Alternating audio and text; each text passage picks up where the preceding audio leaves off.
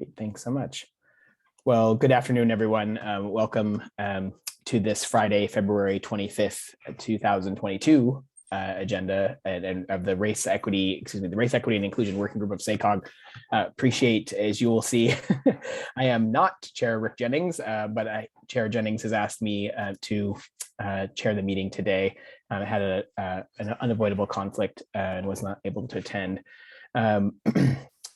I think before we get into the meeting and various introductions of our agenda items, we have a little bit of housekeeping.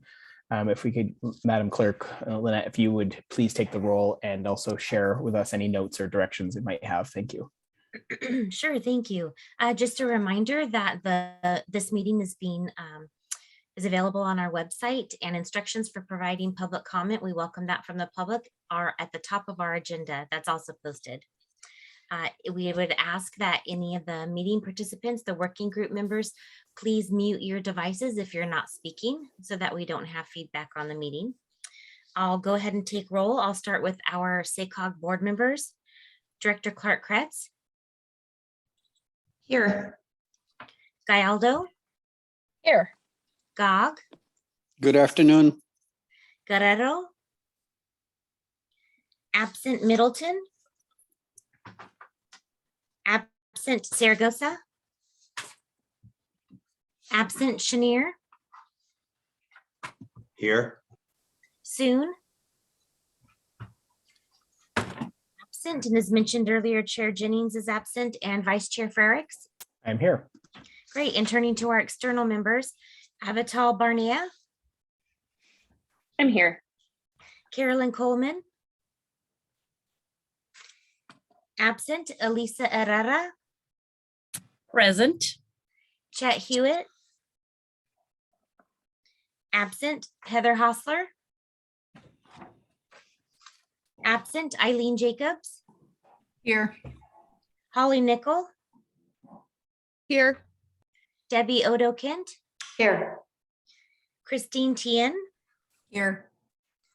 And Josh Wood. Absent. Thank you. Great, and we may end up obviously having some more folks join us as we get going here. Thank you very much, Lynette.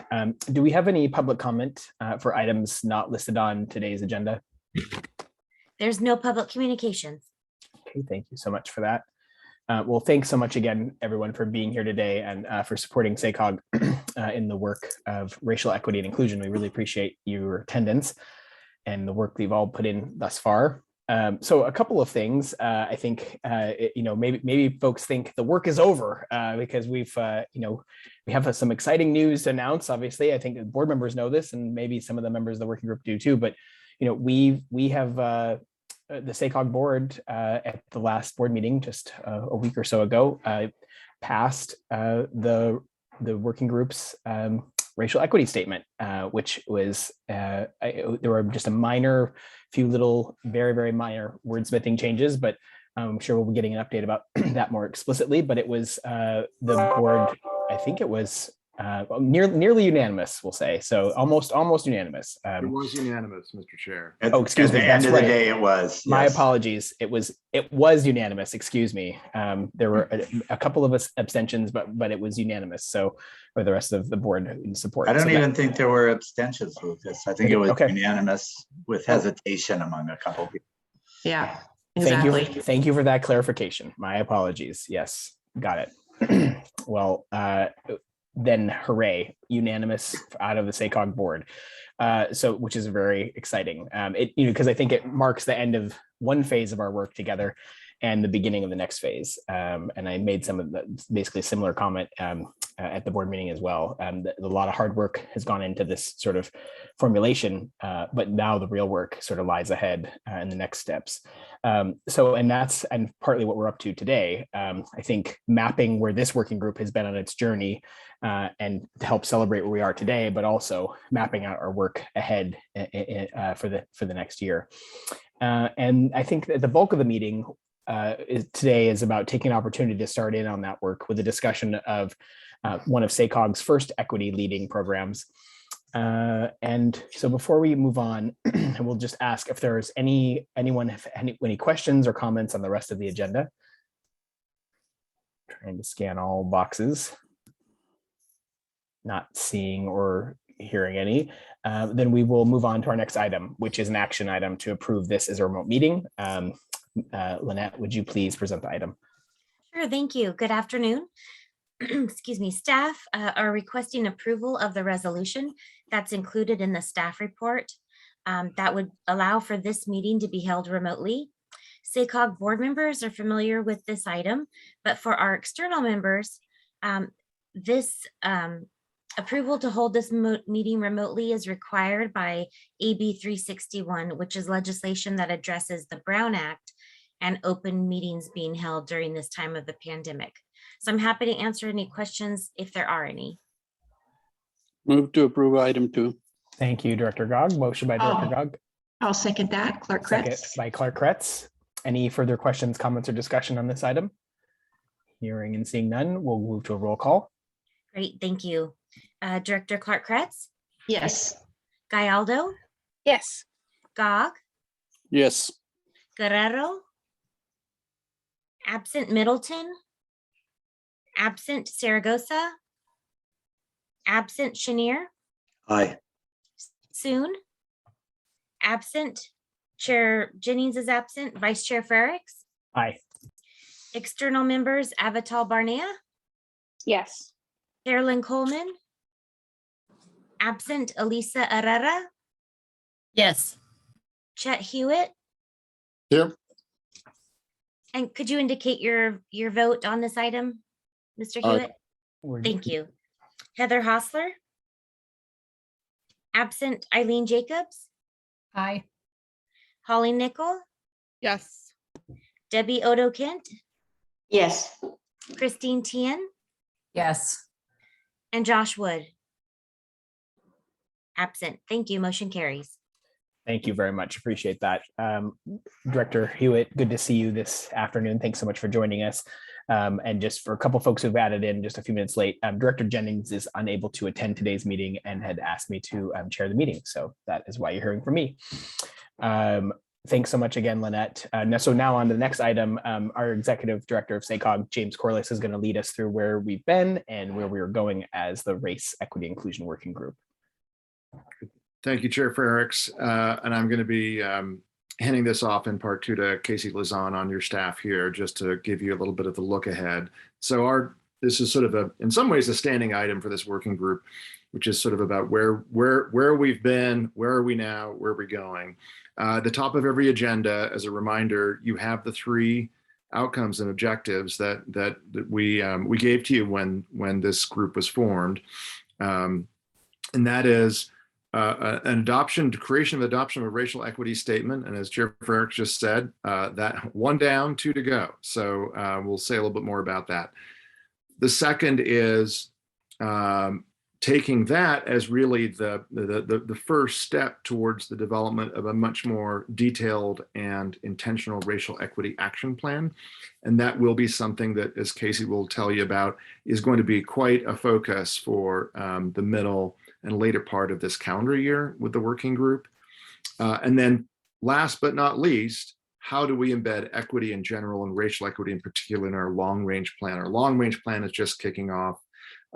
That's our 25 to 30-year look at transportation, land use growth. And the board also last week, actually, along with a racial equity statement, just adopted a triple bottom line framework to elevate equity, economy, and environment as sort of the pillars and the framework around which we're going to build our long-range plan.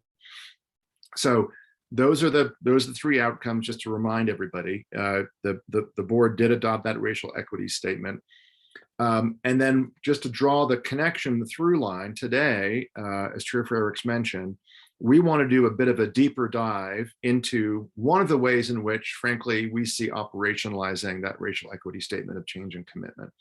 And that's around a program that you'll hear a lot about from our staff, and we have a guest speaker here from MTC who we're thrilled to have. We're calling it Engage, Empower, and Implement. And the notion there, and you're going to hear this again, but I feel like the more we say it, maybe the better off we'll be today, is to really try to have communities that have been disenfranchised, excluded from the planning process, not at the table, try to empower communities in this 6-county region so they can really help shape their own transportation priorities, investments, and future. We in the government space and the transportation planning space have not done historically a great job about truly engaging people to really help determine and shape their future when it comes to infrastructure. And now, I think as everybody knows, not just with SACOG funding and regional funding, but actually with state funding and especially with federal funding available, we are increasingly going to be asked, what was the role in the community? What was the role of hard to reach populations in shaping these investments? What's your commitment to racial equity? And as I've told our board repeatedly, we cannot just check a box on that. If we're going to be competitive, we have to have something genuine, we're saying, even if we have not figured it out and we're on a journey, we've just taken a couple of steps. We still have to be genuine, I believe, in order to actually be competitive. So this Engage, Empower, Implement program really is, while it wasn't one of those 3 specific pieces and those outcomes, it's in front of our board. We're standing it up. We're trying to be thoughtful and intentional. It's a very different way. While it may make sense to many of you and seem sort of course, why wouldn't you do that? I think it is nevertheless, it's a sea change in some ways if we do it well about how we actually engage communities to shape infrastructure projects and investments. So that's a little bit of the why the today. I wanted to hand it over to Casey just to talk a little bit about where we go from here in the rest of the calendar this year. And in part, we do this right because many of our board meetings are twice a month and we see our board members on a regular basis, but this committee, this working group is not that frequent. So we just want to make sure that you all have some sense, okay, this is why I'm here. This is what we're working on. This is what we're focused on. This is how these things connect. I'm happy to answer, by the way, any questions on that before I turn it over to Casey, both in terms of why we're going to do a deep dive today on this Engage, Empower, Implement program, or how this all, the arc of all this. James, just one quick item, which would just be, first of all, good afternoon, Director Guerrero, great to see you. Just one quick item, which would be, as was mentioned earlier, obviously the board did unanimously pass the racial equity statement, and was just hoping, there might be an opportunity if any board members, SACOG board members, and it had any comments or anything that they wanted to, say with regard to sort of the passage of that statement, just offer any insights or thoughts. That's fine. I just want to make sure that there was an opportunity for that. Thank you. And there may not be, but just wanted. No, that's great. No, that's a great. Yes, I didn't mean to do that. I meant to actually even just call on the board members who were there at the board meeting last week just to reflect. All good. I'm happy to start if you want, Lucas. Please go right ahead. And I do think it's important that this group, our external partners, have an understanding of the dynamics of the board and how hard it's going to be. There was comment from 2 of our board members specifically about the list of groups that we were targeting. And why would you list those? Because you're leaving out one big group, which you can figure out what that is, because it wasn't on the list. So and it was a pretty hard discussion about that. I think at the end of the day, both those board members voted yes, but with a lot of hesitation and wanting their feelings to be noted in the minutes of the meeting. So, this is, I think SACOG has gotten, and I've said this before, more conservative over time. And this issue falls in that realm. And I think that we have to be really strategic and really smart about what we bring to the board and how we bring it to the board, and understanding, where people will be. So having some of that discussion about not only what we want to do, but how we get it enacted is going to be an important discussion to have. Thank you, Director Chenier. Other board members appreciate that very much. Other board members, anybody with questions or comments that they would like, or reflections they'd like to add in? Yes, just I wanted to piggyback a little bit on what board member Chenier said. I really value that we have external stakeholders' participation because of their direct connection and experience. And leadership on their involvement in the community. And, you know, as has been said, this, you know, there are members that have a different perspective. And we value all the different perspectives, but we want to be able to make the change happen, the necessary change happen. So I just want you to know that there are board members who are supportive of that, and hearing them, that they're not a member here, but they are on the SACOG board, which I really appreciate, that when we presented this, you know, for a vote, that they were supportive. So I got to say that, you know, I think a majority, if not most, are very supportive of the work that is going on here and embrace, you know, what your contributions. So just, I'm really thankful for that. And I think it's thanks to the work and leadership of our chair and vice chair, who have been working on this over a long period of time. So thank you so much. Thank you, Director Guerrero. Thank you very much. Appreciate your comments there. Any other board members with sort of comments or reflections at all? And yeah, Lucas, go right ahead. I was there, and I guess my thought was, you know, the hard work that this group did, and we discussed the items that these two board members were talking about, and I felt like, you know, it would have been nice to maybe possibly reach out to them and maybe have a deeper conversation about the work that we've done. And, you know, it's the perspectives of all of us on this committee, obviously, including our external stakeholders, which is so important, and weren't at that meeting. So I felt like we could have, you know, maybe not at the meeting there, but maybe now is a good time to reach out to them and talk about the meetings in a deeper context. Thank you very much, Director Clark-Kretz. Appreciate that. Yeah, I think that's a very good point. I'm not sure if that is any of that sort of discussion is happening at the staff level, but or with, you know, with directors, but I mean, I think that's a really thank you for that. I think Director Gallardo looks like he might want to add in. You know, I did actually do a little bit of that after the meeting with one of the individuals. And I think it was just a matter of explaining why, because it was a valid question, you know, why are we seeing specific individual listing and why not just everyone? And so I think it was helpful to have that conversation. I think so much of it is just, we've done this work and gotten into depth, and then you give just an overview, and so they don't see the amount of conversation and work that went into it. So trying to share that with them hopefully is helpful. Thank you very much. Appreciate your and thank you for having that conversation. Director Gog. But you're on mute. Yeah. That's what I was trying to say. I'm trying to talk and I'm on mute.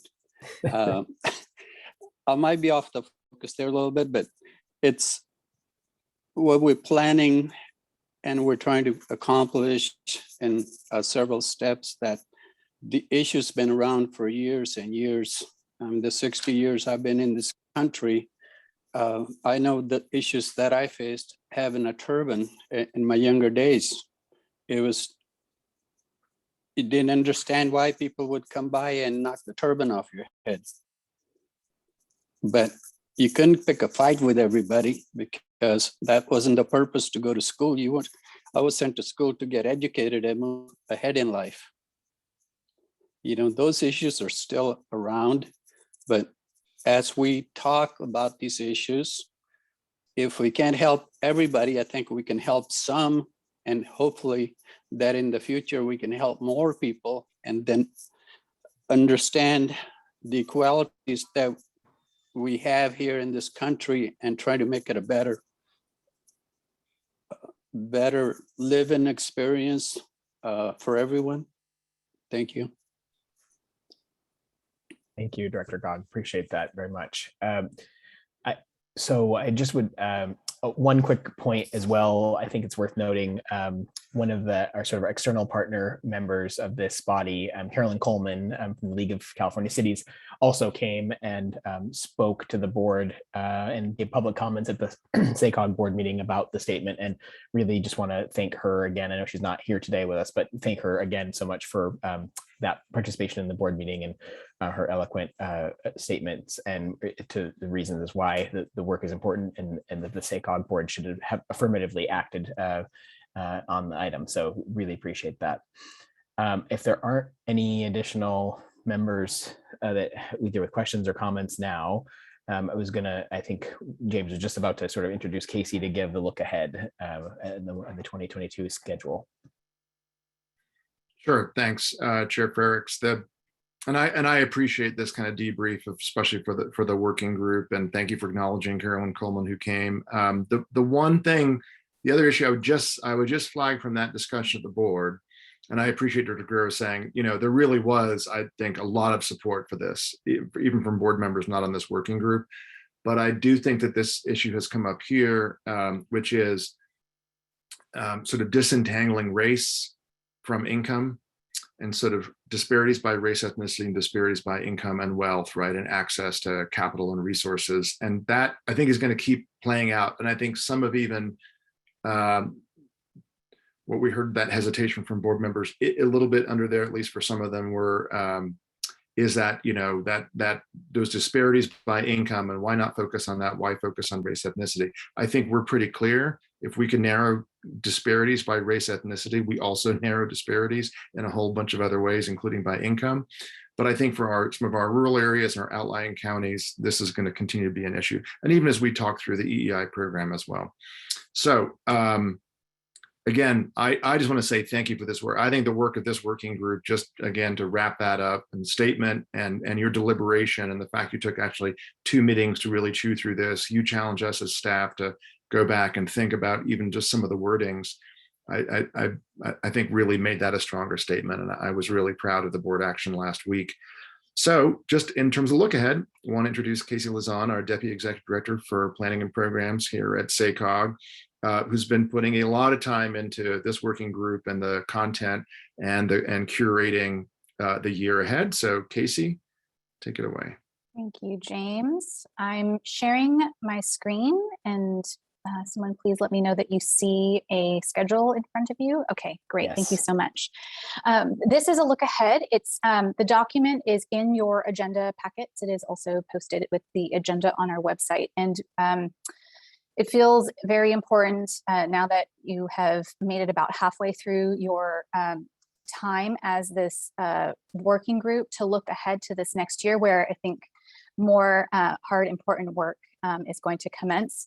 So what I get to do is to walk you through that. Firstly, we've already talked about what we're going to cover at this meeting. So January 14th meeting has happened, February 25th meeting is today. And what I want to look ahead to is the rest of the year, where there's a period of time, March to May, where you won't be meeting. And that's because we are going to begin in earnest to listen and learn broadly to stakeholders to begin to inform our racial equity action plan. And as a reminder, James has said it, but I want to reiterate it. The outcomes we're focused on this year are the second and third of your outcomes. And I would actually list them as 1, building support among key stakeholders and board members and providing direction for a racial equity action plan this year. That action plan is going to address SACOG's programs, operations, and board. And then second, or the final outcome, is to prioritize racial equity in our long-range transportation and land use plan. So the racial equity action plan, obviously, it just covers, fully SACOG's work, internal and external. And so March through May, we want to start with applying the framework that is in the statement of change and commitment that you developed and that was adopted by the board. So that is the period of time we want to do this. And what I'd like to take a moment to walk through the groups that are listed on the screen in that row of March to May. You are working group members. We want to meet with each of you individually, given your unique perspectives, and public members, your deep expertise in your fields, to listen and learn from you without specific SACOG programs in mind. You said that you wanted to roll up your sleeves and do more work on this, and so we are taking you up on that. And it's something that we hope we'll be able to get a lot of learning from, much more than we can do in just a 2-hour chunk of meeting. Secondly, The next couple of groups are city and county agencies and our transit agencies. These are, yesterday, James met with city and county managers. Next month, he's going to be meeting with our transit agencies. It's to update them on the progress of this race, equity, inclusion initiative and invite a conversation with them.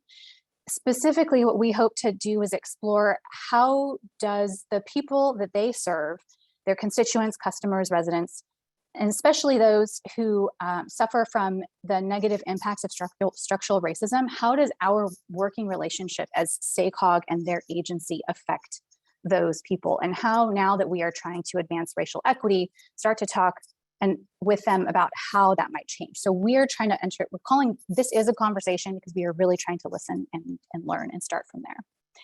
And then the next line listed there, and I should also say, sorry, on transit agencies, there are actually 2 of our transit agency partners that SACOG is joining a cohort with them through the Association of Public Transit Providers. That is it's a DEI cohort. And so that's in part why we have included those transit agencies specifically here, because we have already a bunch of our transit agencies who are interested in taking this journey with us.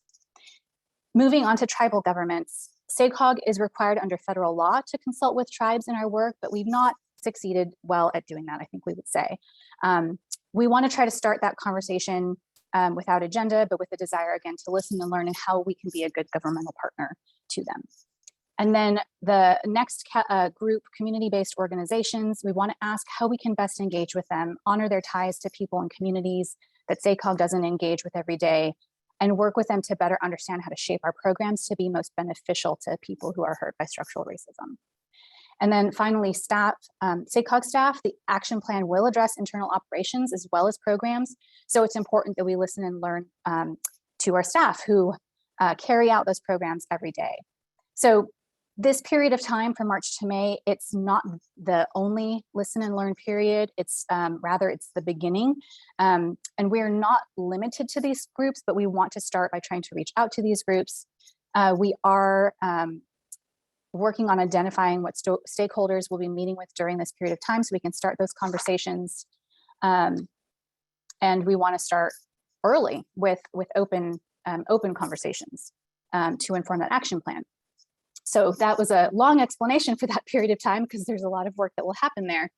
The next time that you meet will be May, at the end of May 27th, to review all that stakeholder feedback. And we're so basically sharing those learnings from those conversations with you and asking your guidance on how we apply those learnings so that we're honoring what we have learned.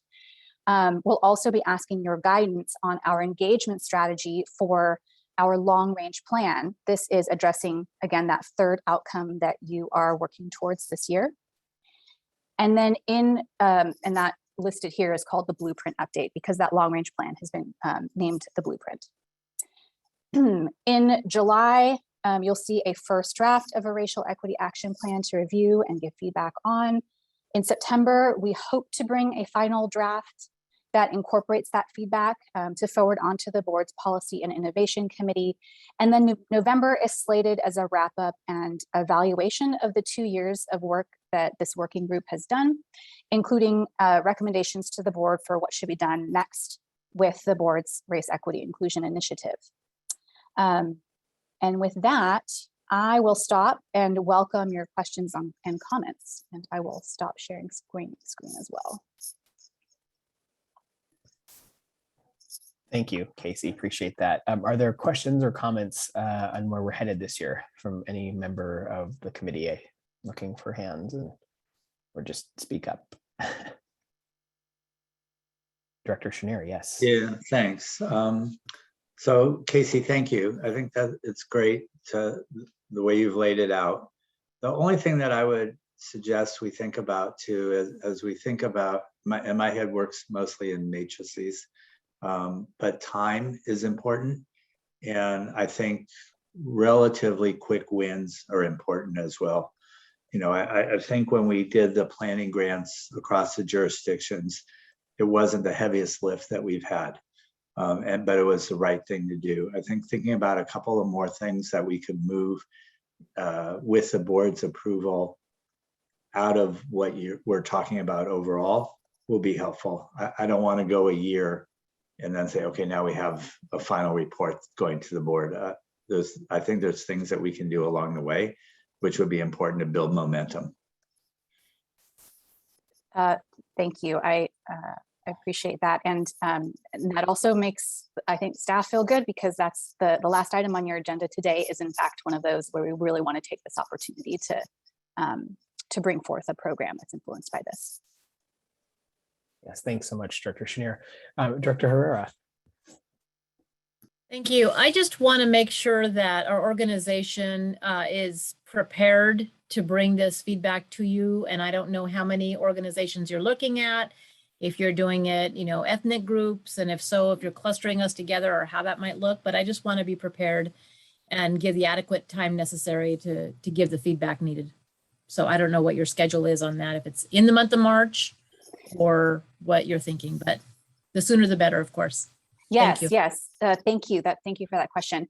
Over the course of March to May, and we do want to reach out to you individually to schedule that time. I think we want to start with the members of this group because you know what we are trying to do, and for the rest of our stakeholders, it's going to take more time naturally to schedule those conversations.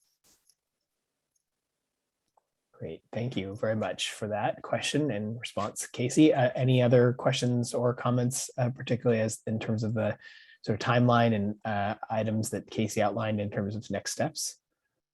Not seeing any right now. We can always, if someone has a question later, please let us know. So yeah, just a quick reminder that we will all be contacted for these one-on-one conversations to occur over the course of the next couple of months. So stay tuned for that and look out for that. And then we're going to now turn to item 4 on our agenda today.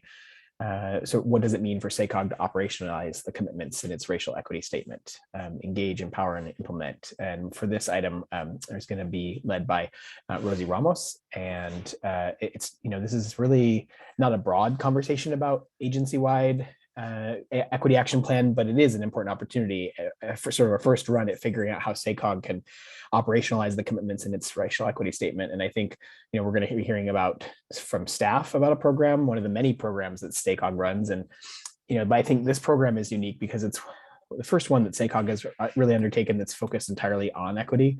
And it's before us today because SACOG actually hasn't even begun developing the program guidelines yet. So, to the working group, I would ask, we get to sort of weigh in on how to approach the development of this program. And so I said previously, I'm going to invite Rosie Ramos of SACOG staff to tell us more about engage, empower, and implement.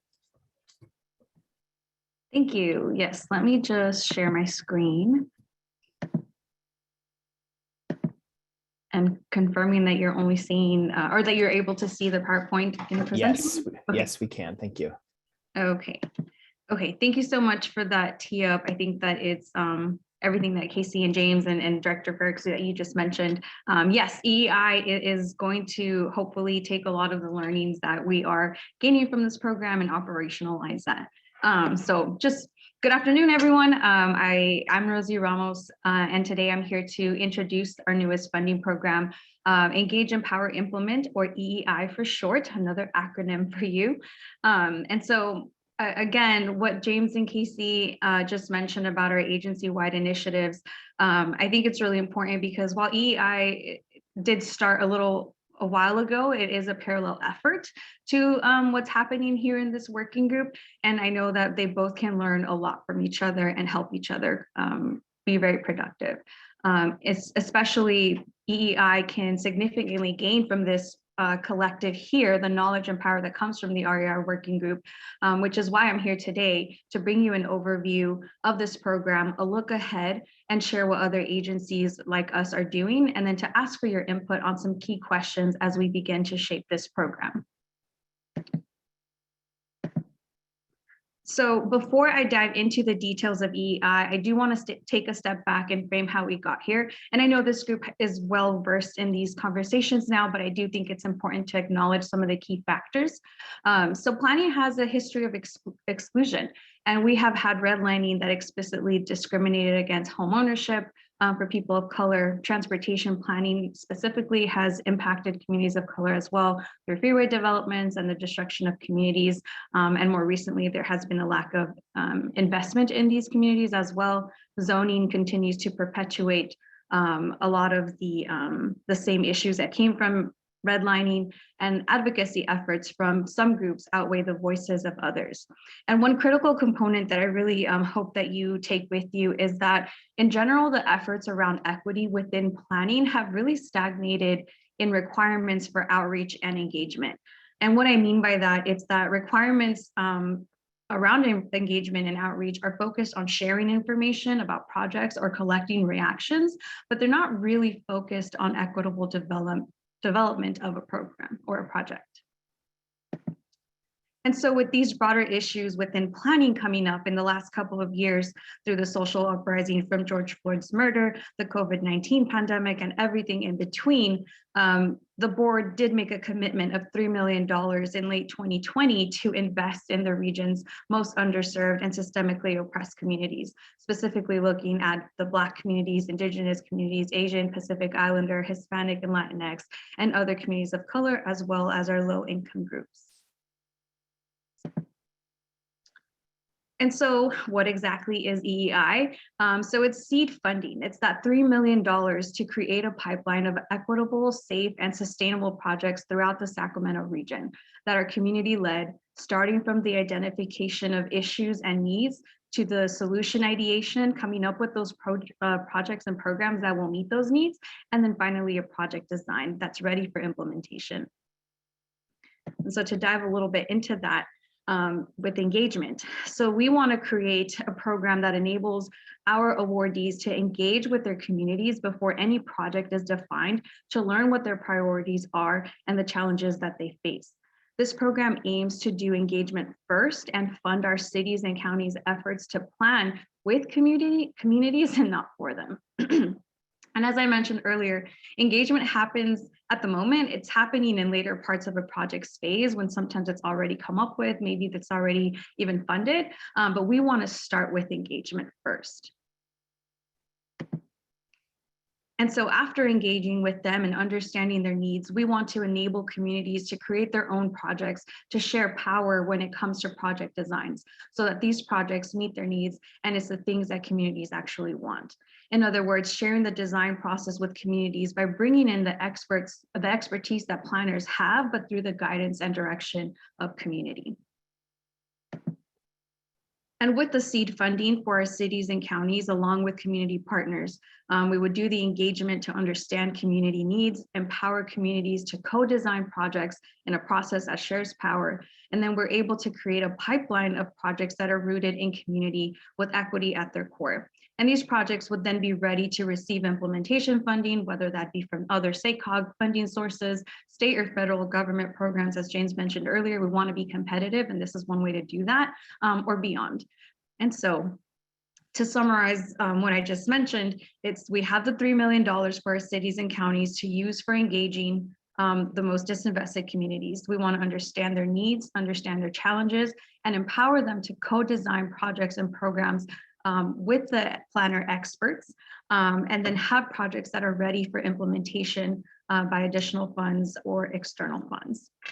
And so that was a very brief introduction to EEI, and I promise we'll dive deeper into it. But now that you have the sense of what we're trying to do with this program, I do want to turn it over to our sister agency in the Bay Area, MTC, that has a very similar program to this, and they can serve as an example for what we're trying to do with EEI.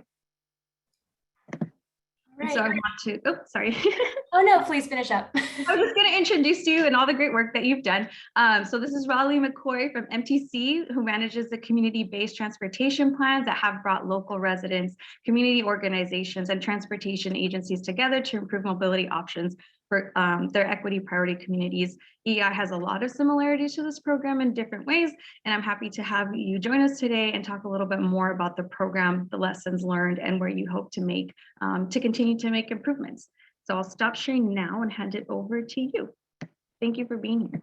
Yes, thank you so much for having me. I've really enjoyed being a fly on the wall through these conversations. It sounds like you all are at a really exciting time right now with equity work at your agency. So let me get my screen share going, and I just have a couple quick slides to share more. All right, one second, getting my PowerPoint up. Okay, so here we go. All right. So as Rosie mentioned, I'm here today to just provide a brief overview of MTC's community-based transportation planning program. And let me just jump right into it. Whoops, here we go. Okay, so MTC has been engaged in community engaged planning work through the CBTP program. That's another acronym to add on to your pile today, for actually about 20 years. And over those 20 years, our program has really evolved and changed, growing from at first working with communities to really focus in on identifying particular transit routes that needed investment. That was the origin of the CBTP program, to expanding in scope to rightfully recognize that communities that have been historically underserved and excluded from the planning process have mobility challenges and needs that go way beyond just improving access to transit.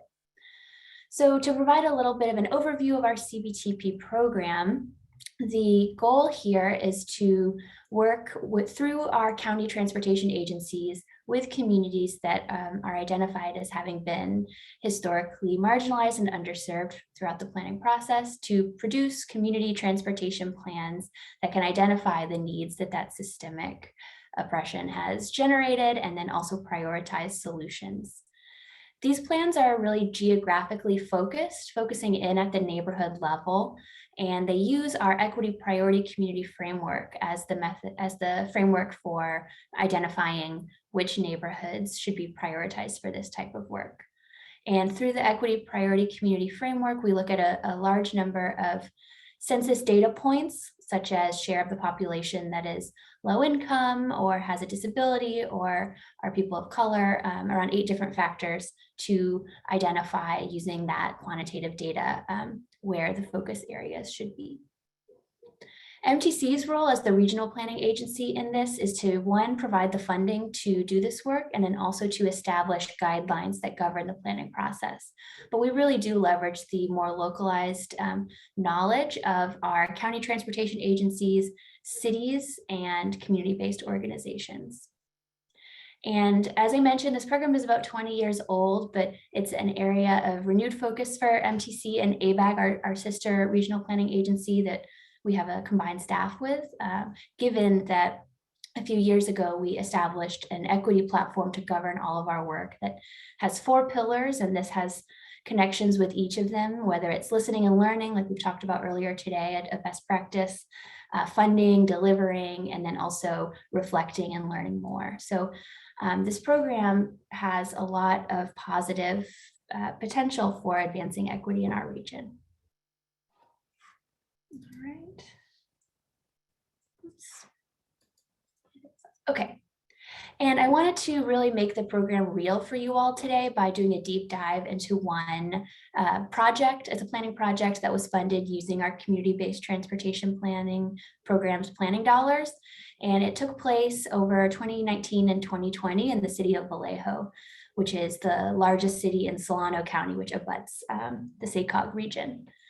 And I just wanted to say up front, this is a participatory budgeting process. Not all of the community-based transportation plans follow that framework, but I wanted to highlight this just because of how successful using PB was in advancing community priorities.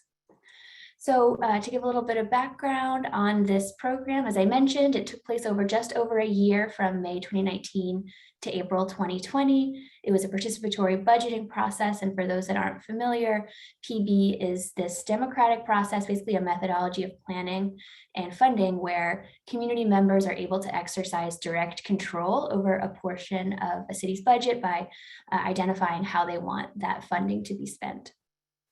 This was actually one of 2 MTC-sponsored participatory budgeting pilots. The other took place in San Francisco's Bayview Hunters Point neighborhood. And this pilot was really helpful for us in learning more about some of the ways to set these PB methodologies up for success and some of the common challenges as well. And I also wanted to recognize, of course, that Vallejo actually already had an existing citywide participatory budgeting process that had been in place for around 6 years when this all started. So the community, many people in the community anyway, were already familiar with how PB worked, but this did occur in parallel to those ongoing city efforts with its own separate pot of money and separate process. In total, members of the community were choosing how to allocate $400,000 that was made available by MTC through our One Bay Area grant program. And it engaged around 20 community-based organizations representing a wide swath of community stakeholders. And this graphic on the right shows just a couple of the communities that were identified as being priorities to engage. And it was, again, a large variety of stakeholders from young people, the Black community. There was a good bit of intentionality around trying to identify people that were living in affordable housing as a proxy for people that were low income. So both subsidized affordable housing as well as apartments or smaller homes. Also engaging with the large Asian and Pacific Islander community that resides in Vallejo, with seniors, and with Hispanic and Latinx people. Right, next slide. So to walk you through just very high level, the process that occurred over that year-long planning process, at the top, they started by convening 2 steering committees, one that was comprised of the folks that would ultimately be tapped to implement the solution. So that was a learning I'll just share up front, that having the implementing agencies at the table from the beginning was really important to making sure that there was that reality check, if you will, that there was always a focus on feasible and implementable actions. So one was focused on those technical stakeholders, and then there was one that had community-based organization staff and social service agency representatives. And they met multiple times throughout the planning process.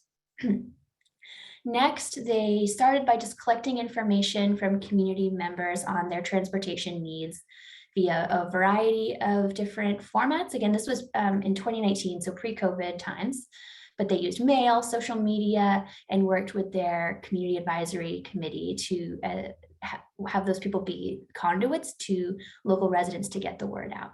So they got the needs information, and then they held their first community forum where people were able to ideate on potential solutions, hear more about some proposed solutions as well.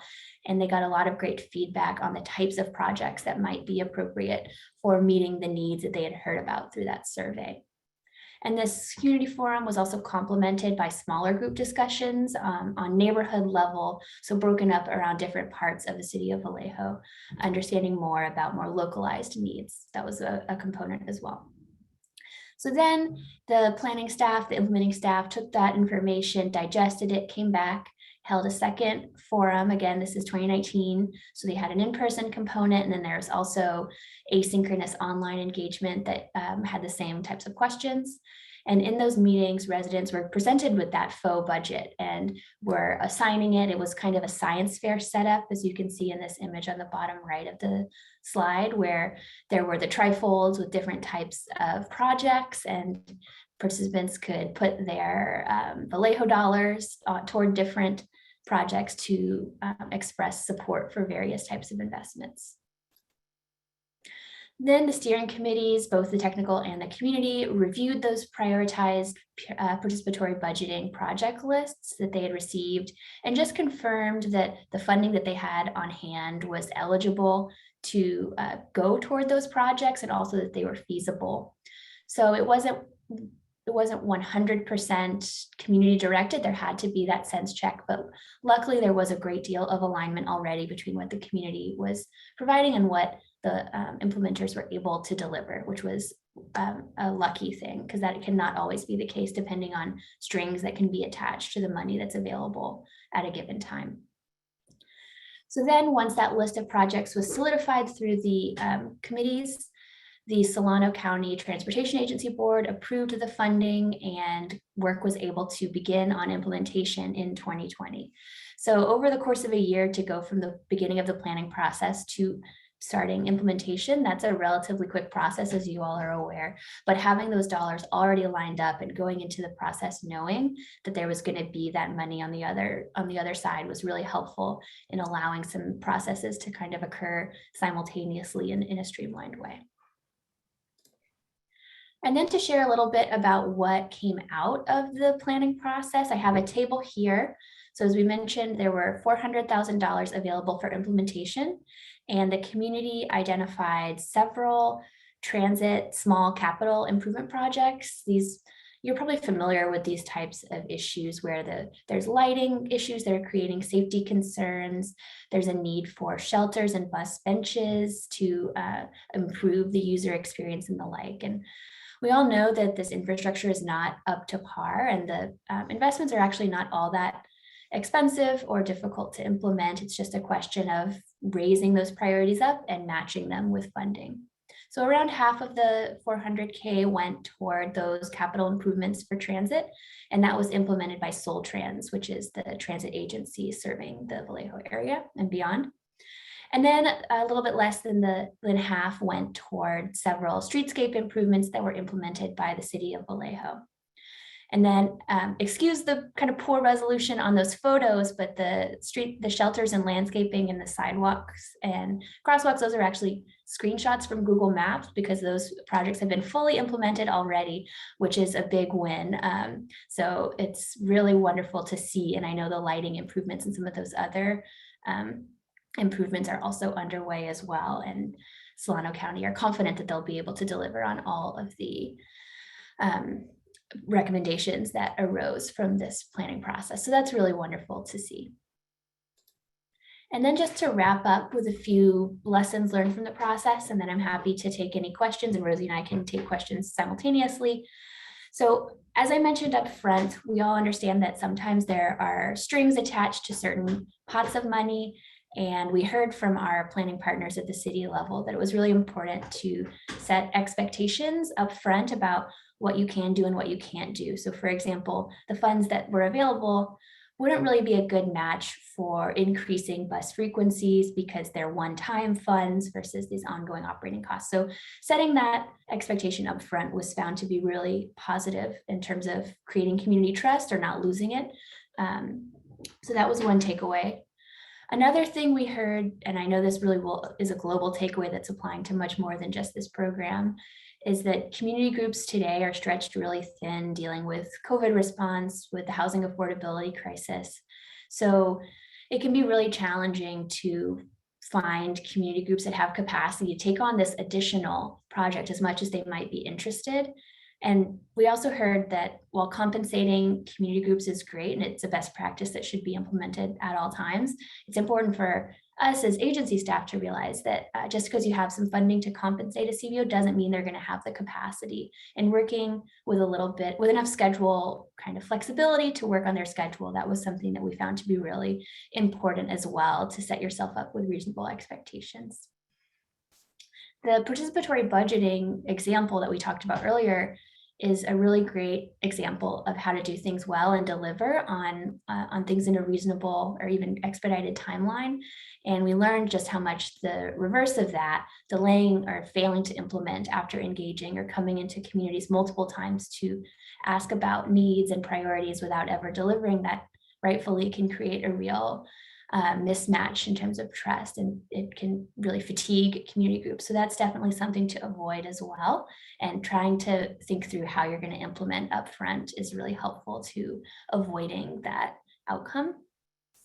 And then, as I mentioned earlier, we've really had a lot of success by bringing these groups comprised of multiple different city agency staff to the table at the beginning, just making sure that your Department of Public Works, your Department of Transportation, your transit agencies, they're all there. Having them be there is really important to making sure that you're able to successfully implement. So that is really all I wanted to share with you today, to just give a sense of what programs like EEI might look like. I know you all are very early days still, but it's been a really great success to identify specific funding that can be used for community engaged planning. And I think at MTC now, our next step is trying to also identify funding that can support project development and implementation so that we can fund that complete life cycle.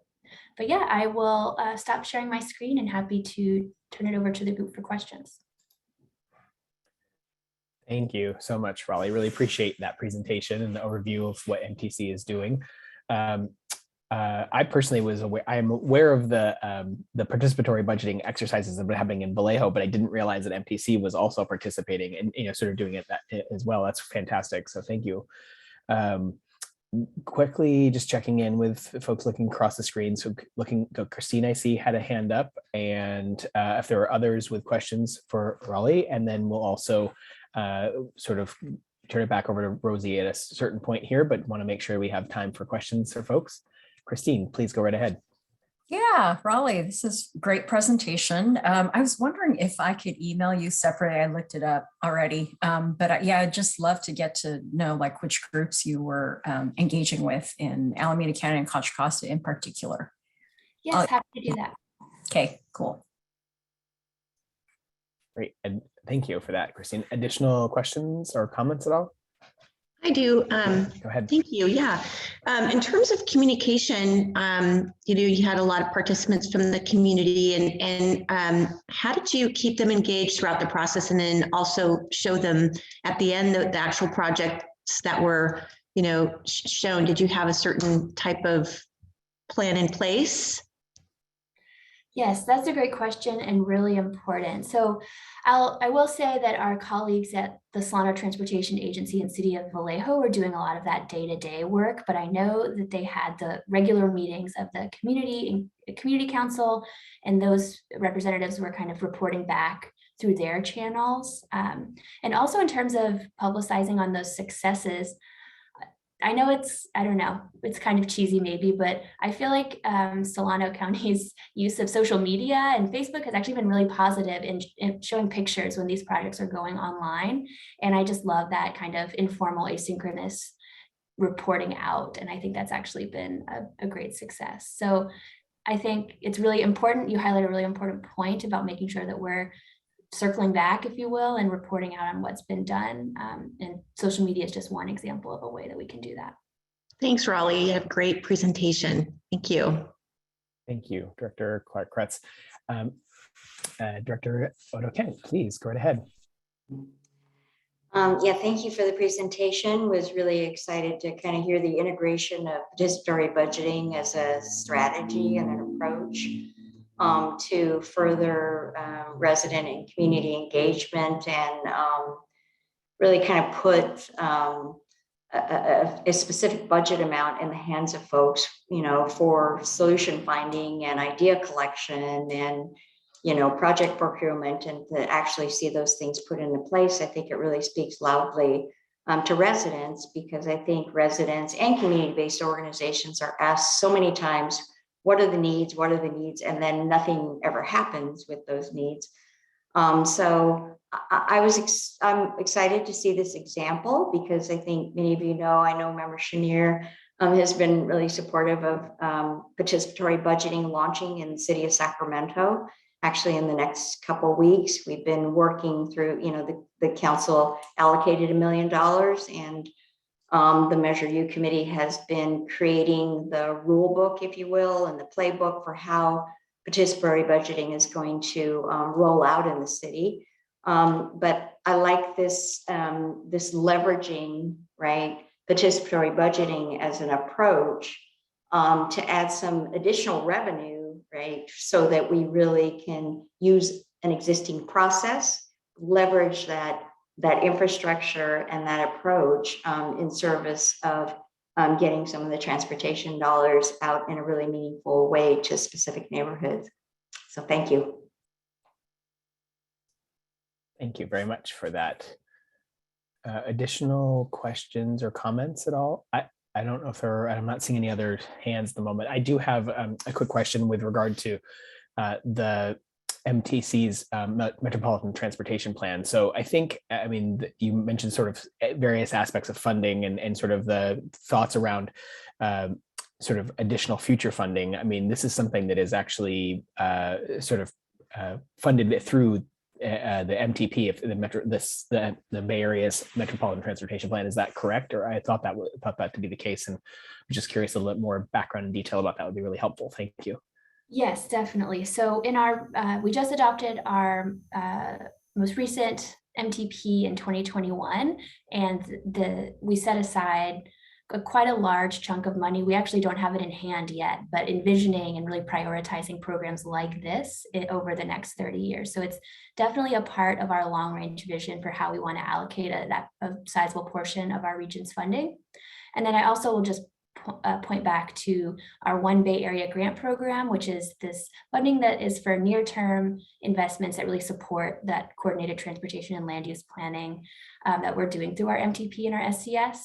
So that we're entering our third cycle now, and this program is funded through that. And we have identified around 4.5 million for the upcoming 4 years that would go toward community engaged planning. So we're definitely trying to keep putting our money where our mouth is. Great, thank you so much. Really appreciate that background. Any additional final questions at all or comments from members of the committee here? If not, I'm going to turn it back over to Rosie for a little bit more on the EEI program. Chair Ferris, can I ask one question? Sorry, while we have Raleigh here. Of course. Did MTC, I seem to remember, I mean, you answered Chair Ferrick's question there, but there was a commitment made a while ago that was sort of long-term on trying to fund the plans. Is that correct, that the commission made a commitment, and just give us some details on that? Right. So in the MTP process, the commission adopted our project list, and I'm not so good at mental math, but our total envelope was around 590 billion, and 8 billion was dedicated to this project. So it's way less than 1%, of course, but it is a meaningful dollar value going toward, like whenever we think about our 30-year funding picture moving forward. So that definitely was approved by the commission. And now we just need to identify where that 8 billion is going to come from. So that's very helpful. So 8 billion to implement the projects that are coming out of the community-based transportation. It was a bit more general than that. It was just to support overarching community priorities in our equity priority communities where we do the CBTP. So it would be a mix of the funding and implementation. I'm sorry, planning and implementation. Thanks. Yeah. Great. No, thank you. Appreciate that clarification. Rosie, turn it over to you for. Thank you. Thank you, Raleigh, so much. A lot of great takeaways, and we'll be in contact soon for sure. I'm going to reshare my screen and confirming you can see the slide. I think yes. Okay. Yes. Okay. Awesome. Okay. Thank you again. A lot of great information. And so now that we have an example to go off of, I'd like to go back to EEI and how we plan to create the framework for this program. And so, as it's been mentioned, we're still in the early stages of developing the program, but what we need to do is create a framework that outlines the goals for the program, the guidelines, the process, the evaluation metrics, and then of course, make sure that we're going to provide the resources and tools and the materials that our cities and counties and community partners are going to need to do this work. I think what we just heard is that we need to have a lot of folks at the table, and that's exactly what we want to do. And so we need to have a framework that meets everyone's needs. And in order to create all of this, what's alluded already to the work in general for REI, but we need to listen and learn to lots of folks, the community-based organizations, the partners and stakeholders, and of course, our own members, our cities and counties that we serve. The framework components will directly inform the resulting EEI funding application requirements.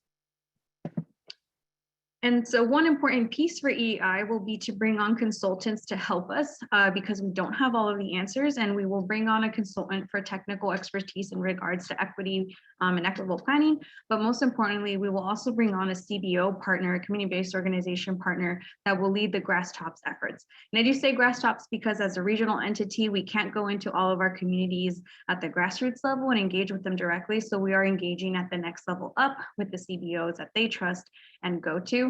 I think I hear Raleigh's comments loud and clear, and it's very known that yes, these CBOs are overworked, and we need to figure out how we're going to engage with them. So that's something that we're for sure taking into account. And additionally, we will also be working with our cities and counties to ensure that they're able to implement the EEI framework, and that we provide the resources and tools that they need to do so. And I want to note that there are a lot of pieces that are still to be defined because we are trying to make this a collaborative effort with our community-based organization partners so that the framework is truly equitable itself, in the same way that we want the cities and counties to use the funds to work with community partners to develop projects collaboratively. The overall structure of the program also needs to be developed collaboratively. And so here is sort of a visual representation of the various components that we've gone over, working with the CBO partner that will create that working group for us and bring in the community perspectives, engaging with the SACOG board, which includes this group, our cities and our counties, and bringing in other partners and stakeholders as well, all to create that funding round application requirements and the resources. And so timeline. Here is our timeline at the moment. We are going to be procuring our CBO partner and the consultant very soon in this spring. We'll have our RFPs out very soon. In the summer and fall is when we will create the framework for this program, aiming for a fall and late fall adoption of the framework. And in early 2023, we would call for applications. And I will note that this is, again, a collaborative process. And so we are also going to be very open to hearing from the CBO, the partner that we bring on, and how this timeline actually fits with the ability for community organizations to work with us. And so I'm just about done with the presentations, and I'm happy to take questions and comments and go over any details you need clarification on. But I did want to bring up some of the questions that were included in the staff report. I know these are heavy questions and it's not possible to get direct answers today, nor do we expect them, but I do hope that as you learn more about the program and what we envision, and hearing from an example from NTC, that you can keep these questions with you, and as you see fit, when you see resources or information that could help us, be willing to share that back. That would be very valuable to us. So I will stop now. I'll leave this screen up so you can see it. You also, again, have it in the staff report if that's easier to follow. But there's 5 questions that we did bring up that we are working towards as we think about the framework development process. And so, you know, are there key organizations that you recommend we reach out to for their expertise? What resources do you, as CBOs, particularly for the CBO half of this group and jurisdictions, what will they need for this work? How can we approach the question of communities, how their communities are going to be defined?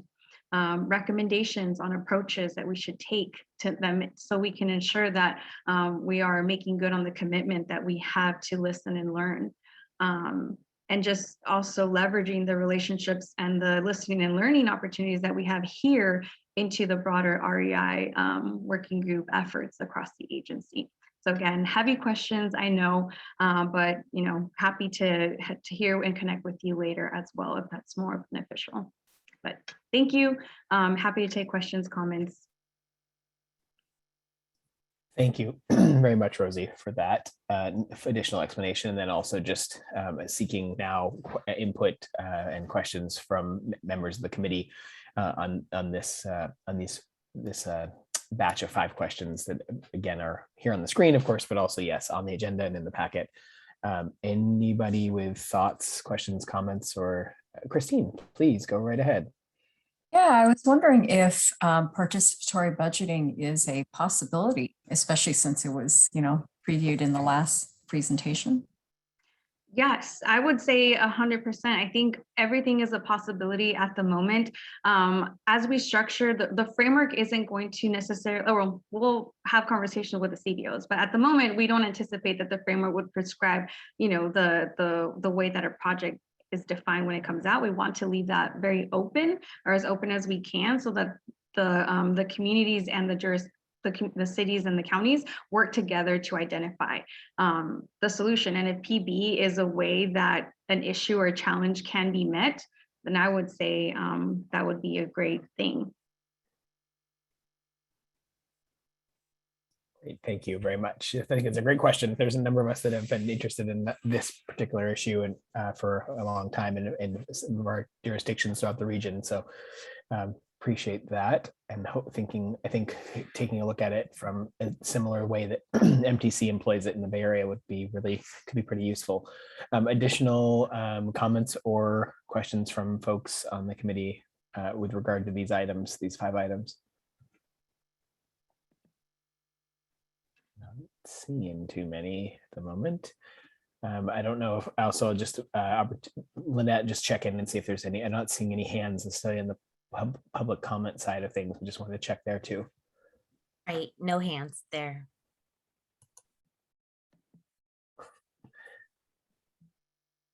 Don't be shy, people. We're way ahead of schedule here too. I mean, we're not supposed to adjourn until 3 o'clock. I know we can probably get it done early, but don't be shy.